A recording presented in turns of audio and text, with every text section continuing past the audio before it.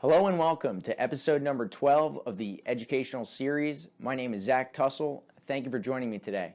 Today's question comes from one of our listeners. He wrote in and asked, how can I include gold in my portfolio? And this video is really going to be about gold, lumber, any kind of commodity you can think of can be compared in almost the same way. So we're going to talk about gold, but it is comparable across the spectrum. So there's really three ways to do it. First way being you can buy the actual physical gold. So whether that be the gold bar, the gold coins, or jewelry, these are all different forms and formations of gold. They have different values.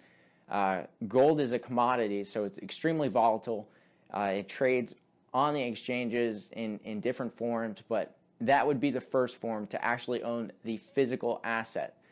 There's a couple different caveats or things you need to think about when you actually own physical gold and you say take it into your possession, keep it in a safe or keep it in a safety deposit box.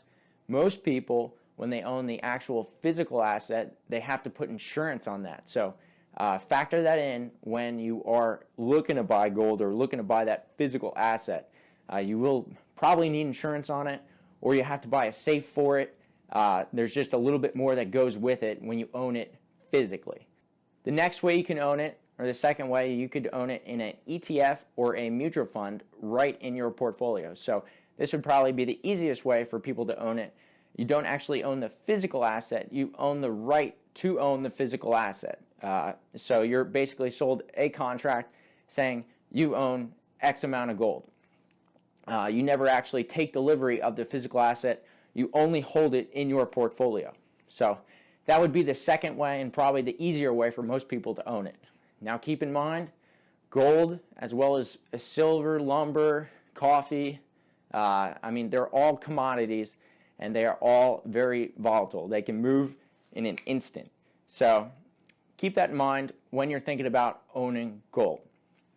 So the third and final way to own it or get exposure to gold in your portfolio is actually you can go out and buy futures or options contracts out on the exchange and speculate on the price or where the price will be in the coming days, the coming weeks, the coming months, or the coming years. So there's options contracts available for all that, but keep in mind that is complete speculation. You don't know where the price of gold is going to be, but that is an option, and it's a third and final option for you if you choose to go that route. So those are the three different ways you can gain exposure to gold within your portfolio. Number one, you can own it physically. Number two, you can just put it in your portfolio using an ETF or a mutual fund.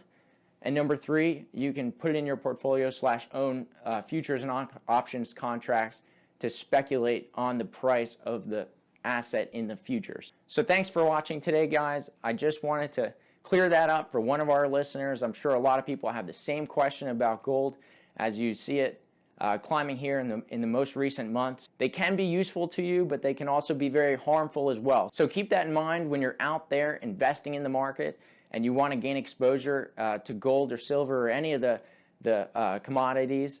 Before you make any investment decisions about commodities, realize the risk and the quickness of price movement in a lot of these commodities.